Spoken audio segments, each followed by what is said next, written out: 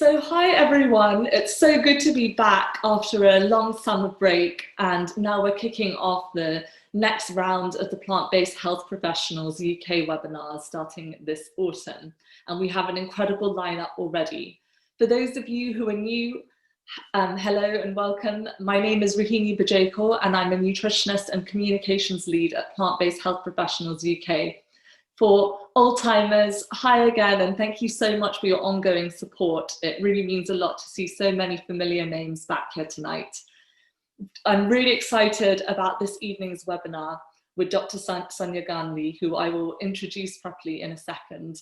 But I just want to fill you in on what we have coming up over the next few weeks and some background information on the webinars as well.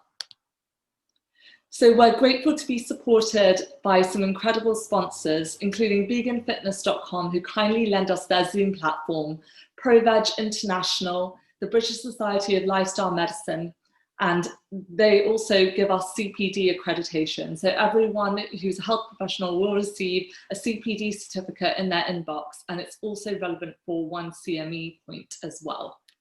You will get this in a few days after the session. Really excited to say in a couple of weeks, we're going to be joined by Dr. Hannah Karliova, who's the Director of Clinical Research for the Physicians Committee for Responsible Medicine, better known as PCRM, for those of you who are familiar. And we're going to be discussing how to optimize your metabolism with a plant-based diet based on her cutting-edge research. This is definitely one that's not to be missed, whatever your dietary pattern is. And I really highly recommend you tell your friends, family, colleagues all about it, as it's going to be exceptional. You can support our work by joining us as a member. Membership is open to everyone around the world. Healthcare professionals and anyone else is welcome, and we have different levels of membership, including student membership as well. So you can find all the details on our website, plantbasedhealthprofessionals.com. You can also visit pbhp.uk to subscribe to our free weekly newsletter with the latest evidence-based information on nutrition, which is summarised by Dr. Shireen Kassan, our founder and director. Donations are very much appreciated via pbhp.uk/donate, and they go directly to support our evidence-based work around plant-based nutrition. And you can also keep up to date with all of our work via Facebook, Instagram, and Twitter. And now I'd like to welcome Dr. Sonia Gandhi. Dr. Sonia Gandhi, you graduated from the University of Glasgow in 1997 and has worked as a GP since 2001. Since then, she has developed a special interest in dermatology, gaining extensive clinical experience in this area. Her passion for lifestyle medicine led her to complete the eCornell Nutrition and Plant-Based Nutrition courses and the Winchester University Plant-Based Nutrition Diploma. She is also a board-certified lifestyle medicine physician. Please do ask questions at any time during the session using the Q&A function at the bottom of the screen rather than the chat, although do feel free to chat to each other using the chat, as it makes the session really interactive. And we're going to be joined by Sonia after around her half an hour, 40-minute presentation for a live Q&A, so definitely keep all your burning questions ready. Thanks a lot, and now over to Sonia. Right, thank you, Rohini and Plant-Based Health Professionals for inviting me along this evening to speak to you about plant-based diets and skin health, and also thank you for that lovely introduction. So this evening we will be looking at the role of plant-based nutrition in chronic skin diseases such as acne, eczema and psoriasis, and also looking at the role of stress on skin health, including the gut-brain-skin axis, and also the role of nutrition in sunlight-associated skin health. So, without further ado, let's dive into this evening's presentation. And let's just have a quick recap of the anatomy of the skin.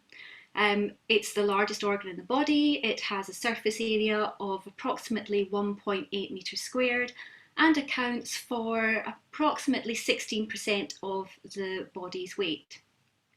It is divided up into three components: the epidermis, the dermis, and the subcutis.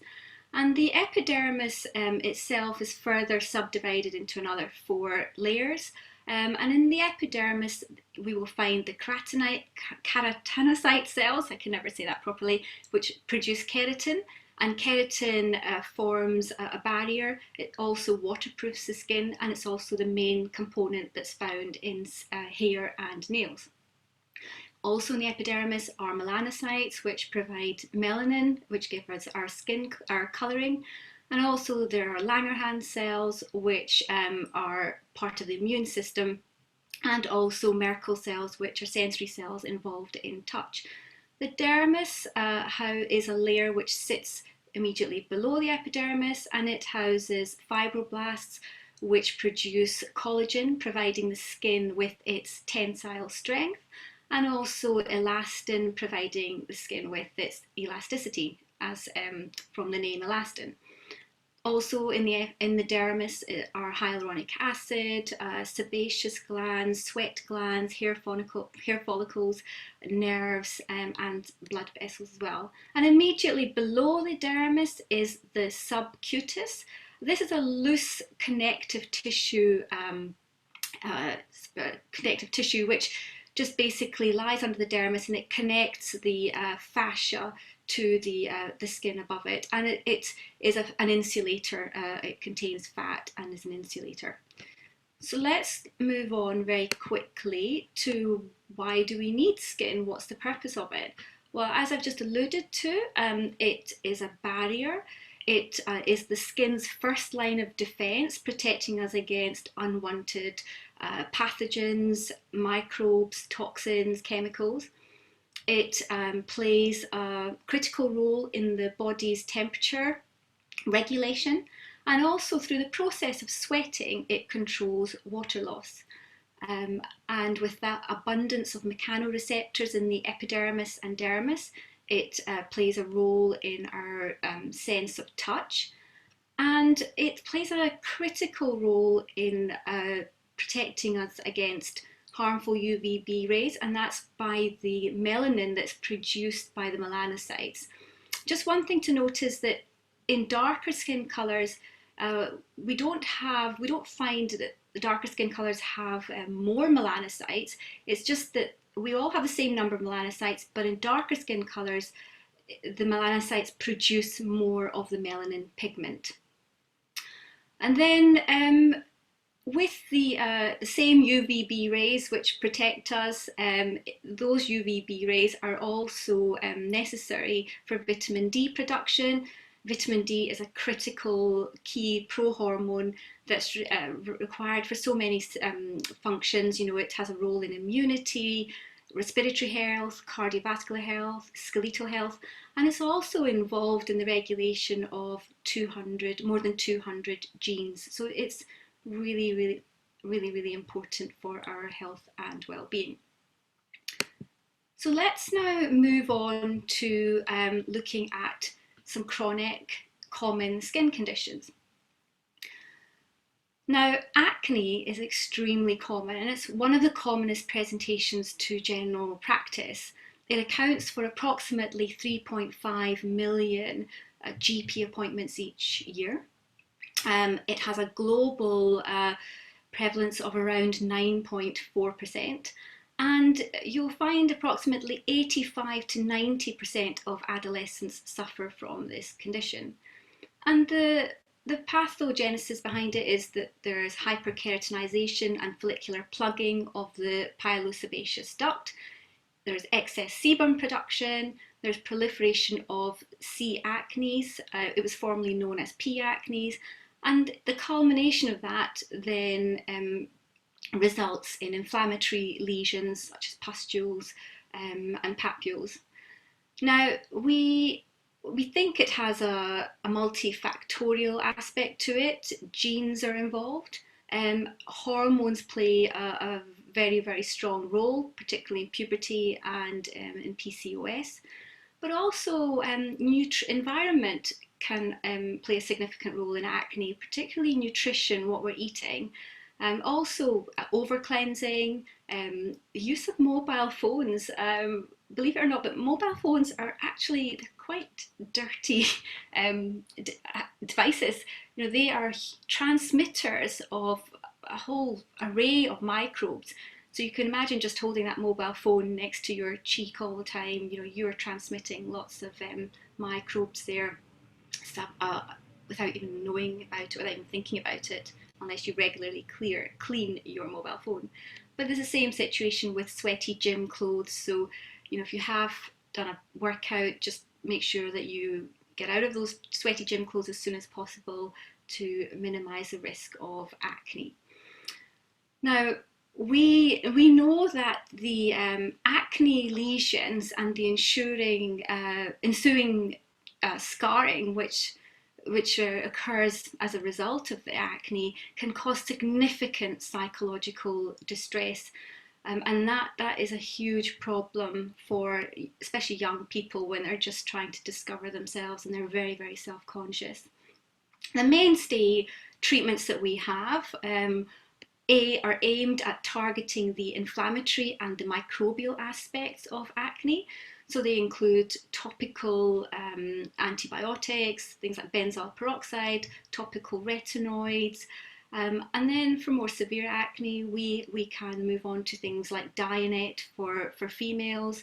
If we think there's a PCOS element, metformin can be helpful. And also oral retinoids for very severe acne, and even laser therapy. But unfortunately, laser therapy is not readily available on the NHS. But the question we must ask ourselves is, have we got it all wrong? Are we missing something? Should we just assume that acne is a normal rite of passage during the transition from childhood to adulthood? Because an observational study by Dr. Cordin demonstrated that there are populations in the world, such as the Kitavan Islanders of Papua New Guinea and the Achi hunter-gatherers in Paraguay, that have never had acne, even when genetics have been accounted for. So what could be the underlying reason for this? There is significant evidence now that shows the consumption of dairy, meat, and an ultra-processed diet, along with the advanced glycation end products that these diets produce, can exacerbate the pathogenesis of acne.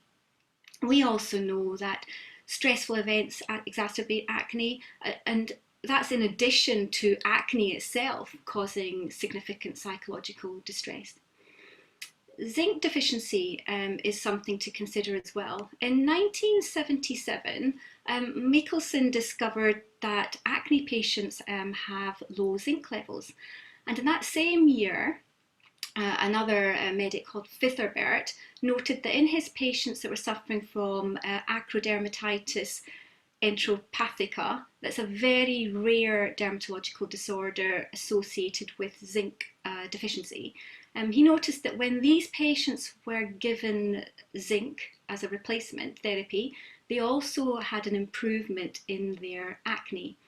And this is because zinc is an essential micronutrient that's required for much of the body's cellular and biochemical processes, but it's particularly important in skin health. And specifically in acne, it acts as an anti-inflammatory and bacteriostatic agent, and it also decreases sebum production. So this flow chart from Baldwin's work on diet and acne nicely summarizes the biochemical pathways involved in nutrition and acne. So you can see here IGF-1 decreases FOXO1, and a decrease of FOX, I don't know if it's FOXO1 or FOXO1, it actually activates mTORC1. And mTORC1 is a driver of cell proliferation and metabolism.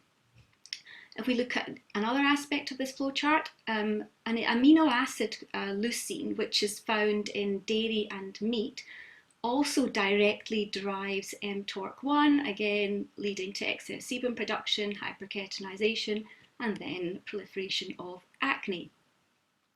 And in addition, dairy also is what we call insulinotropic. It raises insulin levels through the whey that's found in cow's milk.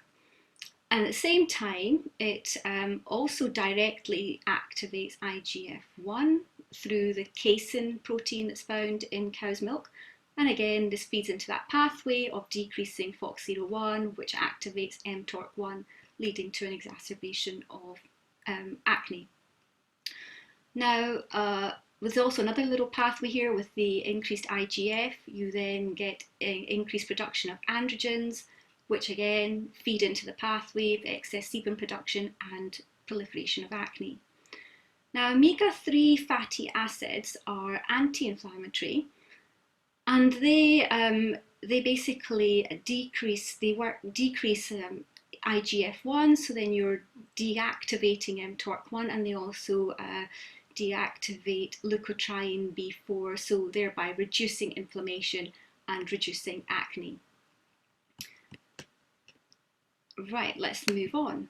I just want to quickly flag up PCOS.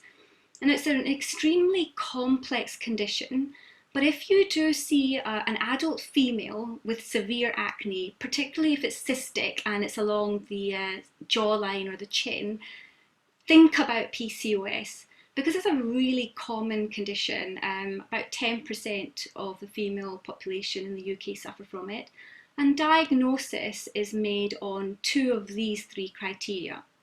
Hyperandrogenism, which is acne, scalp, hair thinning of the scalp, facial hirsutism, or the metabolic aspects such as insulin resistance and obesity. Also, another criteria is the irregular or absence of periods, and also confirmation. The third criteria is confirmation of follicles on the ovaries with a pelvic ultrasound. You just need 2 out of these 3 categories to have the diagnosis. So just consider PCOS in an adult female who has severe acne along the jawline and chin, because the symptoms can be alleviated by improving insulin sensitivity. And it's been shown in national and international guidelines that a low GI index plant predominant diet improves insulin metabolism and decreases inflammation. So what can we do to improve our skin from an acne perspective? You know, is there another way of managing acne other than the existing medical treatments? Or even better, is there a way of preventing acne in the first place? Because we know that being on long-term antibiotics is not without its risks and side effects. You know, being on clindamycin for a long period of time can be associated with pseudomembranous colitis. A long chronic course of erythromycin can be associated with hepatic dysfunction.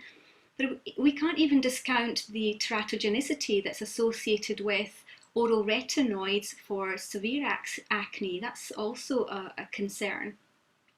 Well, the good news is that there is another way. You know, there's an abundance of evidence now that suggests eating a whole food plant-based diet that's devoid or low in animal products prevents and improves acne, because the whole food plant-based diet, it decreases mTORC1 activation, which in turn decreases sebum production and hyperkeratinization, and then ultimately decreasing acne proliferation. And in fact, a paper published in 2012 by Melnick actually states, and I'm going to just read this quote, it's his quotation: "The dermatologist bears a tremendous responsibility for his young acne patients, who should be advised to modify their dietary habits in order to reduce activation of mTORC1, not only to improve acne, but to prevent the harmful and expensive march to other mTORC1 related diseases in later life." And he goes on to say that only by increasing fruit and veg consumption of mTORC1 can mTORC1 activation be modified. And the beauty of a whole food plant-based diet is that it's rich in diversity. And this is really important for skin health because we need to ensure that we are getting a good intake of a wide range of vitamins and minerals.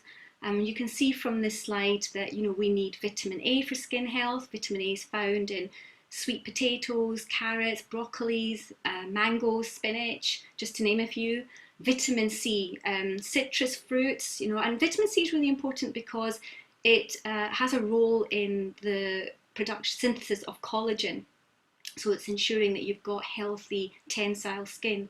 And vitamin C can be found, as I mentioned, in citrus fruits, bell peppers, strawberries, kiwis, broccoli. Vitamin E is important for skin health, and that's found in avocados and walnuts.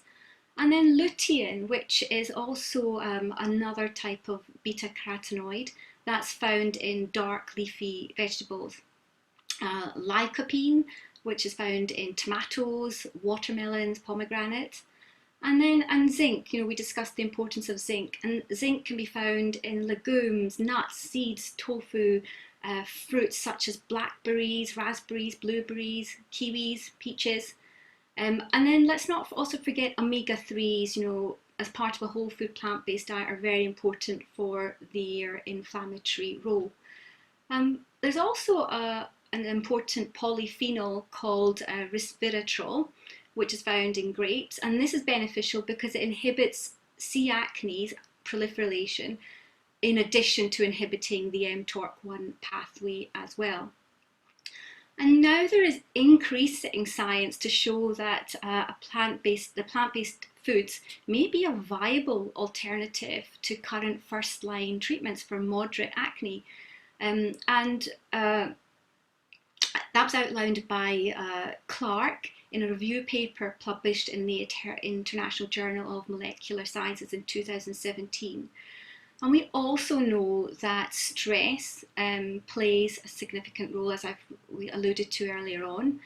There's a small prospective study, it was very small, only 22 university students, but it was published in 2003 by Chu and her team, and they looked at the response of skin disease to stress, and they concluded that patients with acne could experience an exacerbation of their acne during exams, and that the severity of acne correlated with increasing stress levels, suggesting that emotional stress from external sources might have a significant influence on acne. And research has suggested that this is due to the release of neuroactive substances within the epidermis, such as substance P, and this substance P stimulates the proliferation of sebaceous glands. And there's also lots of research that shows decreasing stress can have a positive influence on decreasing acne severity. So it's always worth exploring this aspect of lifestyle with patients too. So let's move on to looking at eczema. Eczema, again, is a common inflammatory skin condition. It affects approximately 1 in 5 children and 1 in 12 adults. It's an inflammatory condition. We have a breakdown of the skin barrier, which then allows invasion by antigens, which then triggers off immune changes. Again, it's multifactorial. Genetics plays quite a strong part in eczema. We know that gene mutation in the filaggrin gene accounts for approximately 50% of patients that suffer from eczema. Diet has a huge role to play in eczema. We know that foods like cow's milk, nuts, eggs, fish, these can all trigger eczema. Also, contact with chemicals or other allergens mustn't be overlooked. What's in our makeup, what's in our washing powder, our shower gels, our soaps, these can all trigger off a contact dermatitis. And also environment plays a very crucial role in eczema, and it's often actually overlooked, the role that environment plays. Central heating, especially now that we're coming into the autumn winter months, Central heating can exacerbate eczema, air conditioning does, house dust mite, chlorine from swimming pools can aggravate the skin, pollen does as well in the summer months, and hard water, particularly living in southeast England, hard water can actually exacerbate the eczematous skin as well. And let's not forget pollution as well. So the current mainstay treatments available for it are emollients, steroids, topical emollients, topical steroids, immunomodulators like Elidel or Protopic. And then for more severe eczema, we might have to go into oral systemics, biologicals, or even phototherapy. But again, can lifestyle help? Absolutely. Again, having a healthy nutritional diet which is rich in a variety of plant-based foods, including fermented foods, can have a beneficial effect on our skin. And in fact, there are some interesting studies from South Korea where they looked at giving people with eczema kimchi, and they did notice a significant improvement in their eczematous skin. Again, we want to look at excluding allergens and triggers, decreasing meat, dairy, other allergens are cow's milk, soy, nuts, eggs. I think we've touched on quite a few of those. Those need to be addressed. And then looking perhaps at water softeners. There is a trial called the Softer trial, which has been looking exactly at that, and their conclusion was that the hard water, what it does is it exacerbates the exposure of SLS, the sodium lauryl sulfates in shower gels, soaps, that it increases that exposure to our skin, which then exacerbates it and triggers off eczematous reactions. And again, also stress management is really important.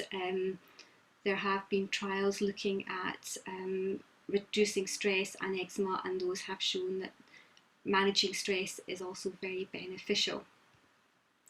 So let's move on to psoriasis now. This condition is pretty common. It affects about 2 to 3% of the global population. It has a peak onset around 15 to 25 years of age, and then again in midlife between 50 and 60 years of age. There's also an increased incidence of cardiovascular disease and diabetes in patients that suffer from psoriasis. And 30% of psoriatic patients will also have psoriatic arthropathy as well. So we can see there's an autoimmune link there as well. Normally, the skin turns over, it renews itself every 28 days. But in psoriasis, that turnover is sped up. So every 3 to 4 days, we're actually turning over new skin, and it's this that triggers off an inflammatory response, and that manifests itself as the red, itchy, scaly plaques of psoriasis that we see on our patients. There are a whole host of factors behind it. Again, genes play quite a significant role. We know that there's about a 40 to 50% family history in people suffering from psoriasis. Smoking can exacerbate psoriasis, as does alcohol and obesity. And also nutritional deficiencies can play an impact in the severity of psoriasis, as does infections and injury, the Kubner phenomenon. And also drugs. We often forget that over-the-counter drugs such as ibuprofen, non-steroidals, they can actually also exacerbate psoriasis. There is, huge social stigma attached to psoriasis, and patients that suffer from psoriasis, they often struggle with their mental well-being as a result of it as well. And the current treatments that we have available consist of emollients, vitamin D analogues, tar preparations, and then again, if it's very severe, you might have to go on to oral systemics, biologicals, or even phototherapy. So let's have a look to see if there's anything that can be done from a whole nutritional lifestyle point of view. And once again, you can see the recurring themes. A whole food plant-based diet has been proven to be beneficial in psoriasis. Stress management, very crucial in improving psoriasis, as does smoking cessation, decreasing or eliminating alcohol, and also exercise is very, very important for management of psoriasis. So this slide really just highlights the interplay between the skin conditions that we've been discussing and the link with nutrition, our gut, and the brain or the mind. But this leads me nicely on to discussing the gut-brain-skin axis. So for a while we've known through subspecialties like neurodermatology or psychodermatology, we've been aware of this link between the mind and skin, particularly with psoriasis. But even back in 1916, there was a belief that gut permeability might have a role to play in acne. And more recently, in 2008, Zhang and his team looked at 13,000 teenagers with acne, and they noticed that they were more likely to have GI symptoms such as constipation, reflux, and halitosis. And there were two pioneering dermatologists in 1930, their names were Stokes and Pillsbury, and they, back in 1930, that's almost 90 years ago, they postulated the existence of the gut-brain-skin axis. And then Bo and his team, they have studied this extensively, and they believe that that link might be due to active peptides that we've mentioned before, such as peptide P, which communicates between the gut, the skin, and the brain. And furthermore, a review by Chen in 2020 concluded that preliminary experiments with oral probiotics showed an improvement in psoriasis patients. So this is an interesting topic. It's always a difficult one because the sun, it's so crucial for our well-being. We all know how much it lifts our mood when we're out and about in the sun, and that's mainly because of the production of serotonin. But it's a balancing act, because on one hand, yes, we really need exposure to sunlight for the production of vitamin D, as we've discussed earlier on. It plays a critical role in our immunity, skeletal health, cardiovascular health, respiratory health, and its role in many, many genes, over 200 genes. But and to get enough vitamin D production, you need to have exposure to direct sunlight. It can't be through a glass or a window, because UVB rays are blocked by glass. So you have to have direct exposure. And for paler skins, you require approximately 10 minutes of direct sunlight per day. And for darker skin tones, that time goes up to about 25 minutes per day. And because we don't get enough sunlight in the UK during the autumn and winter months, because of our latitude, the government recommends that everybody, regardless of age, takes a vitamin D supplement from October to March. Now, the government recommends a daily dose of 400 international units per day for adults, but we know that for some people this is just not enough, and so higher doses up to a maximum of 4,000 units are safe. But I think if you're going to go down that track, it might be wise just to get your vitamin D levels checked beforehand. but it can be really confusing because of the risk of skin cancer. Since the 1970s, the rates of skin cancer have risen so significantly that melanoma is now the 5th most common cancer in the UK, with 15,000 new diagnoses each year. And the risk factors include ultraviolet sun exposure, which we need for vitamin D production, having very fair skin, particularly Fitzpatrick skin type 1. That's, your red head, red hair, or very, very fair skin, blonde hair, blue eyes. Also, we know genetics plays a role, and immune deficiency, so particularly transplant patients who are on immunosuppressants, they are more at risk of skin cancers. And if you have a large number of moles, that also puts you at increased risk.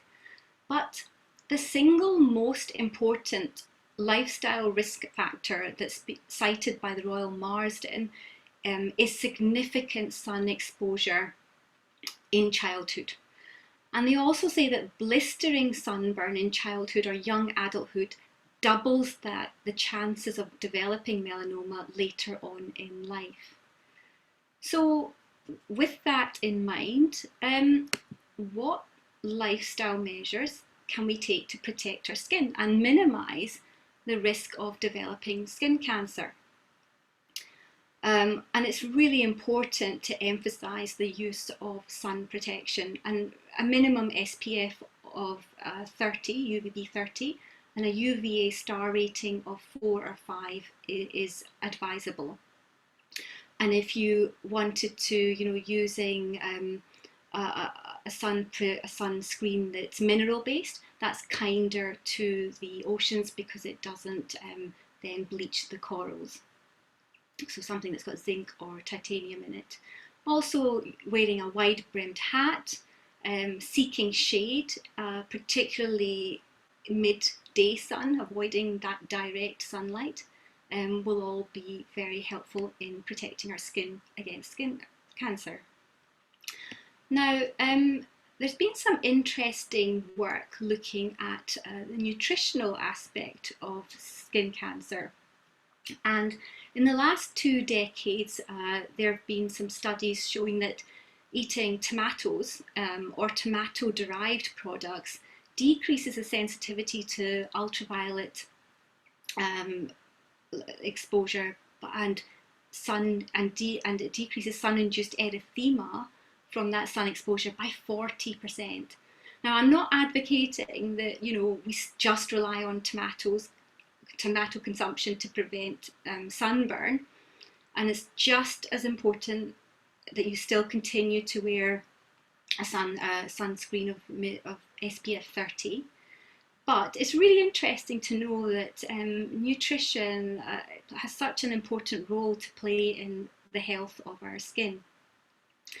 And in Australia, they've been looking at they've been doing some work on vitamin B3, or also known as nicotinamide, and its role in skin cancer. And it's been shown that it's safe and effective in reducing the rates of new non-melanoma skin cancers. So we're talking about BCCs and SCCs, and also actinic keratosis, and that it might have a possible role to play in the prevention of melanoma, but more research is ongoing in this area. And it was really interesting that there was a cross-sectional study in 2015 which showed that, that the golden glow complexion that we desire that we get from having a suntan.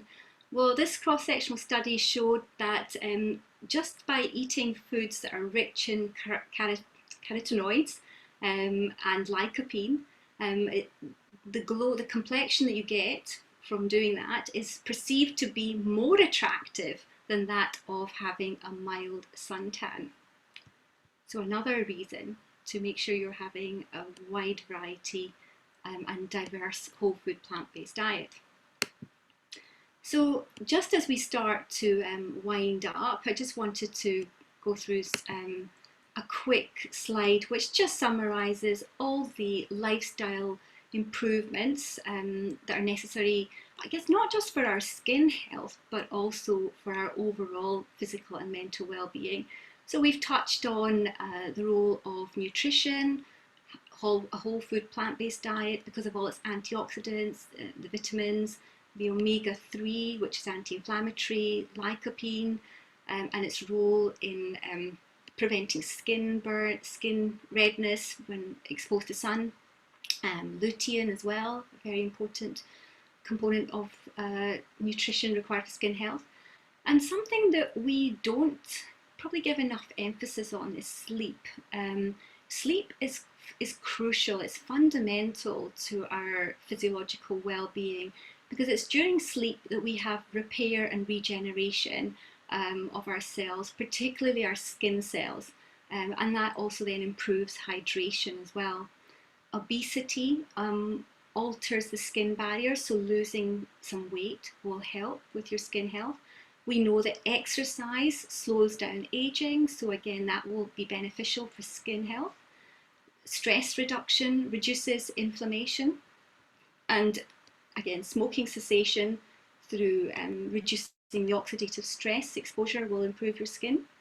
And we've touched on the role that environment plays on skin health, so the use of sunscreens, particularly mineral-based ones, pollution, central heating, air conditioning, hard water, and being mindful of products that we put onto our skin because of the SLS and parabens that are in them, amongst other chemicals. Also, addressing alcohol intake can improve skin by decreasing inflammation. So I just wanted to really finish by saying that we all know about the benefits of a whole food plant-based diet, eating the rainbow variety. We know that it's great for our gut health, our gut microbiome. We know it's good for our skin health and our brain health. But all of these things, at the end of the day, are just important for us as individuals, but also they are beneficial to our overall planetary health as well. So just a leaving thought with you all. The reason skin health is so important is because skin is the outer reflection of our inner health. Thank you very much for all your patience in listening to me, and yeah, if anybody has any questions, please let me know. And I've just got a list of all the references for you should anybody want to have a deeper delve into those references. Thank you. Thank you so much, Sonia. That was absolutely incredible. You covered so much ground in that session, and there was a lot that I learned as well, and it's a topic I'm really passionate about. So thank you so much for covering that. We have some great questions as well. But before we dive into that, I always like to ask my guests, how did you get into practicing lifestyle medicine with your background of training as a GP? What was it that sort of sparked your interest in this area? I have to say, I think it goes back quite some time to actually when I was doing my GP registrar training. My trainer at the time, and we're talking 20 years ago, he was an amazing GP who taught me to think out of the box.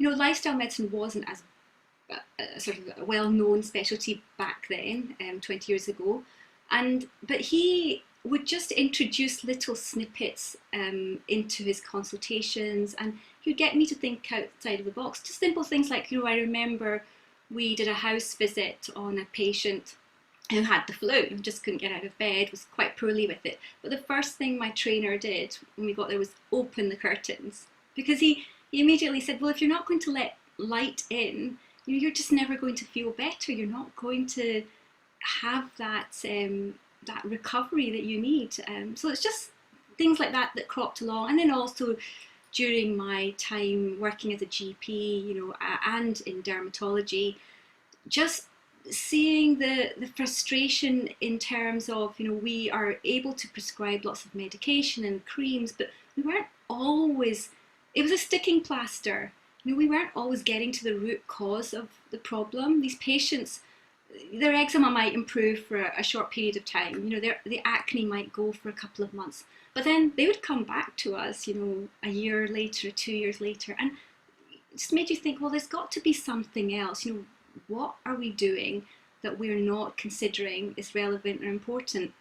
And nutrition is not taught very well in medical schools, sadly.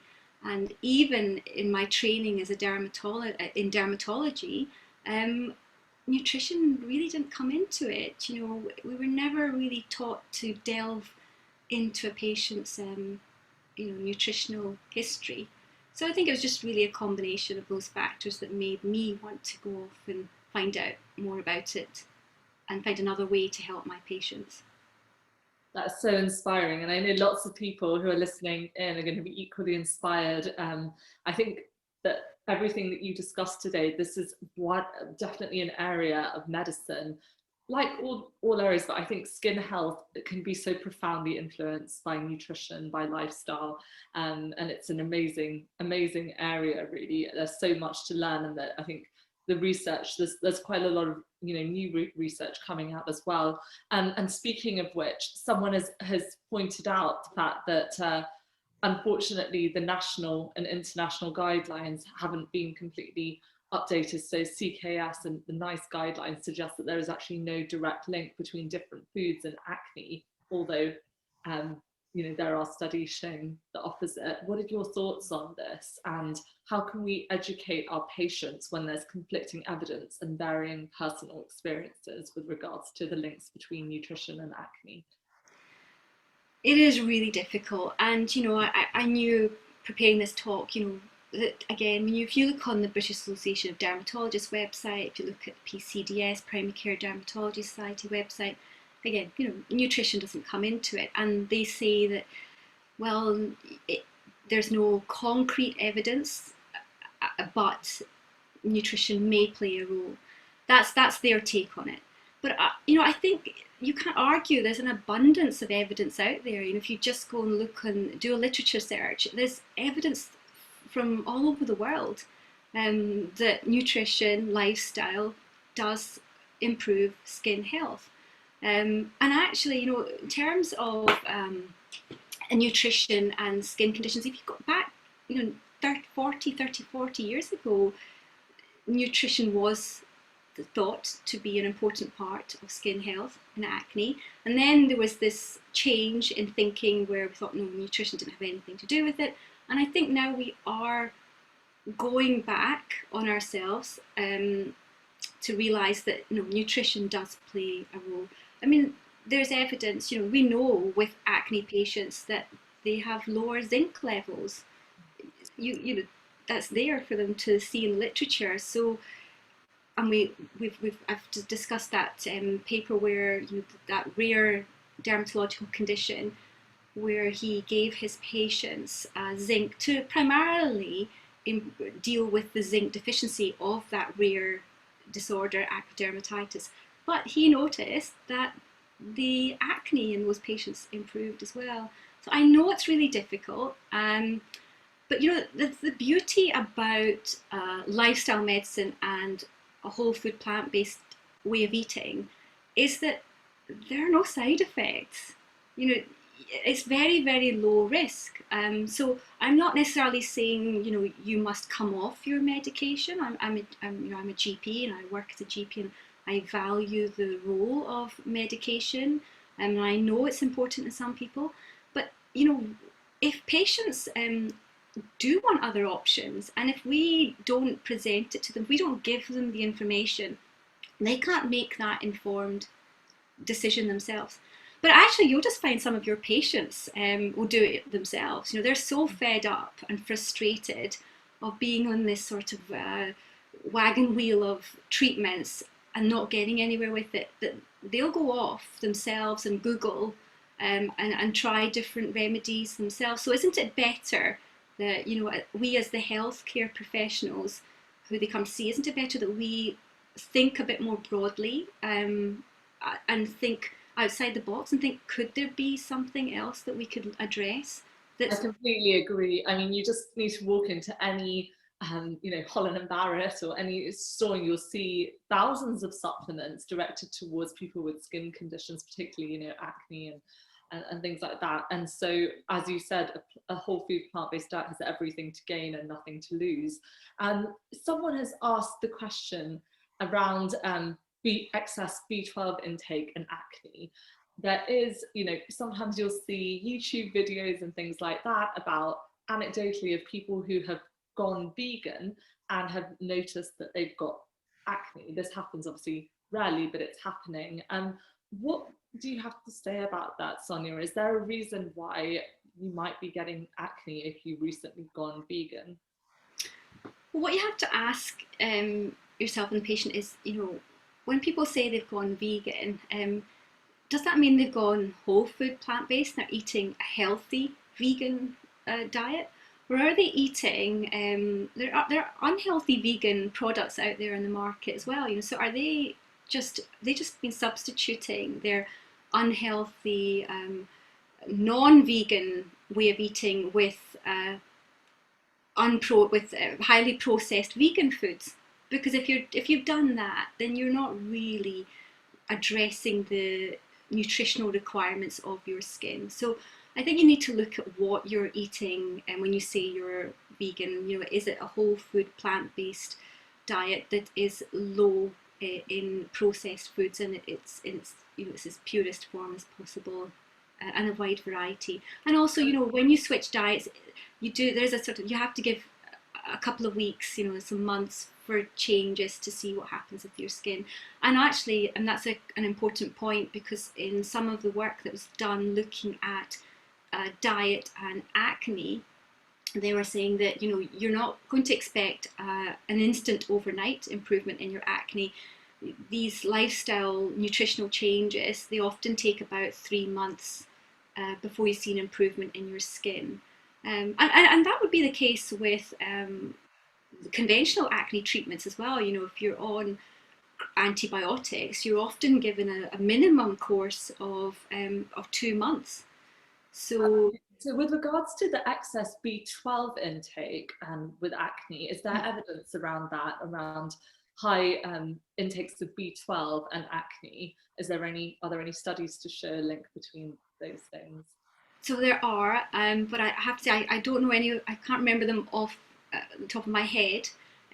But there is some work suggesting that very high intakes of vitamin B12, I think it was around level of 3,000 or something like that a day, can exacerbate acne in about 10%.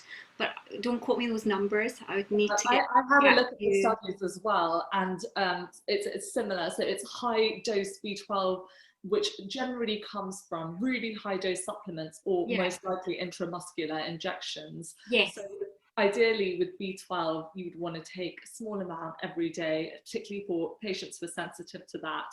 And definitely in those special circumstances, get those B12 levels checked, and then there maybe you Yeah. might need to discuss that with your health provider. We wouldn't be able to give the advice right now, but I think it's that's something that's really important, because obviously B12 is such an important nutrient, particularly for everyone, but we do need to supplement with it on a plant-based diet. So you do need to seek the advice of a healthcare provider for sure, and avoid these really high dose supplements, ideally little and often, every day, small amounts, I would suggest to someone.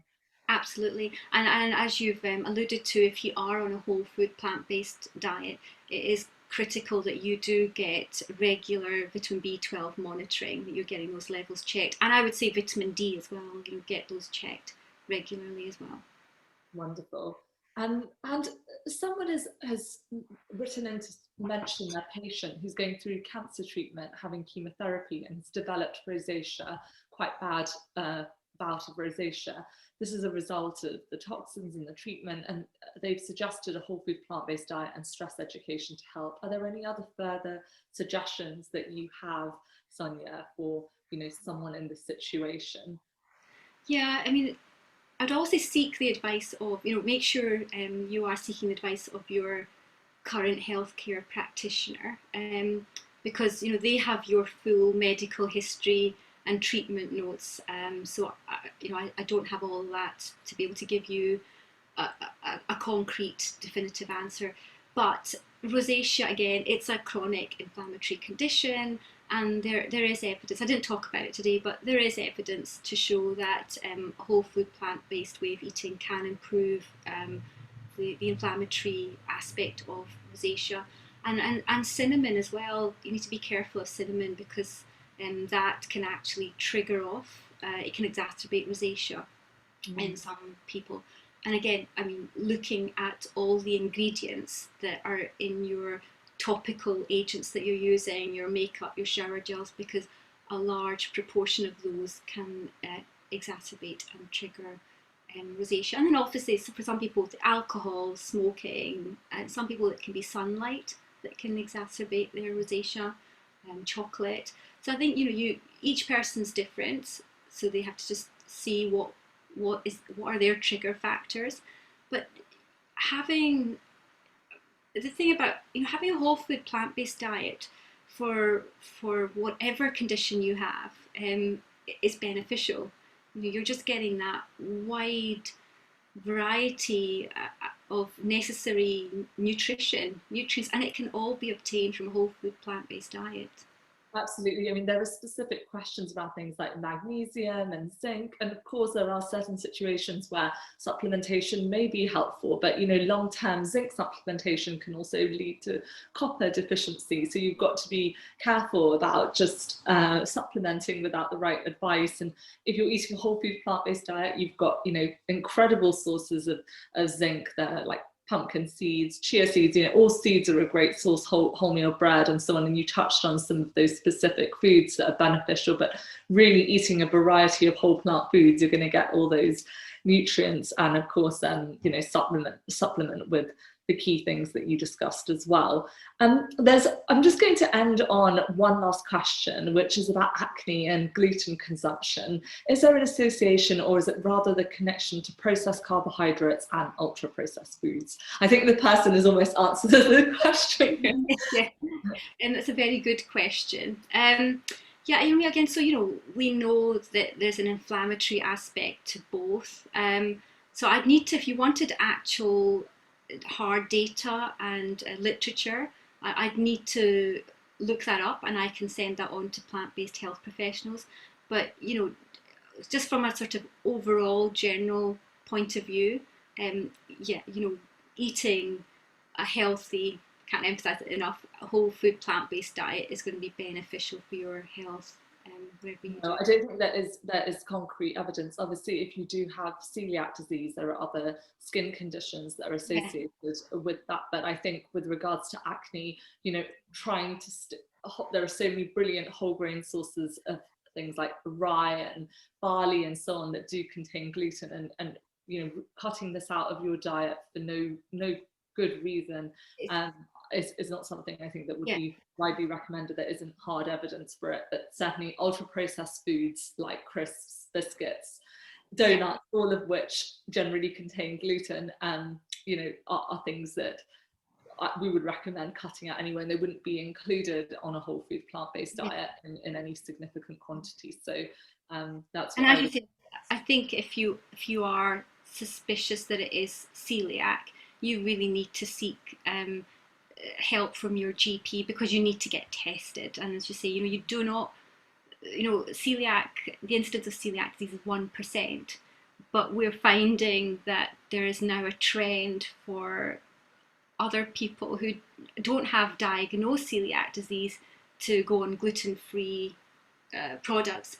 And as you say, you miss vital nutrients by doing that. So only if you have diagnosed celiac disease, would I say? Or I think non-celiac due to Yeah. sensitivity, but that's something that's still being looked into. We did have a previous webinar where we covered that in a bit more detail as well, so I highly recommend checking that out. So I think we have still got more questions, but I know we could chat all night, Sonia. You're just such a wealth of information, and you are so passionate about this topic. But I want to let everyone know we've got an incredible fact sheet on skin health, actually, on acne on our website, pbhp.uk/fact sheets, and these are really brilliant for GPs to use, or any health professionals, or even if you just want to check those out. We also have one on PCOS and other things that are related to other skin health conditions. We've got things on a plant-based diet, how to follow it if you're new to this, and I think that many of you would benefit from having a look at that.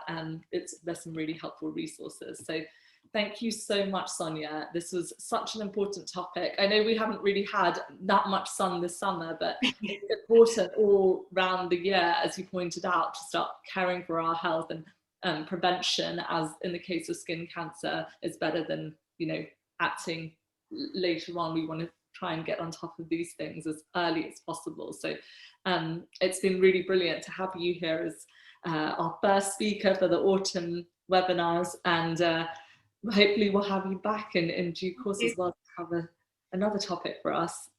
Thank you very much. It's been a pleasure. And I think those fact sheets are brilliant that the PBH, plant-based health professionals, do. What I do is I actually print them off and I pin them to my desk so that whenever patients come in, there's this, like, they're curious, and I think it's a great icebreaker for them as well. Oh, that's wonderful. And yeah, they can be downloaded as PDFs and sent around as well. So we will be circulating the slides in a couple of days with a certificate, but if you want to watch this recording or share it with anyone, it's available for Plant-Based Health Professionals UK members, and will be up on our members area in a few days as well. But thank you all so much for joining, and good night, and see you in a few weeks' time, where we're going to be discussing how to optimize your metabolism on a plant-based diet. Good night. Thanks. Good night, everybody.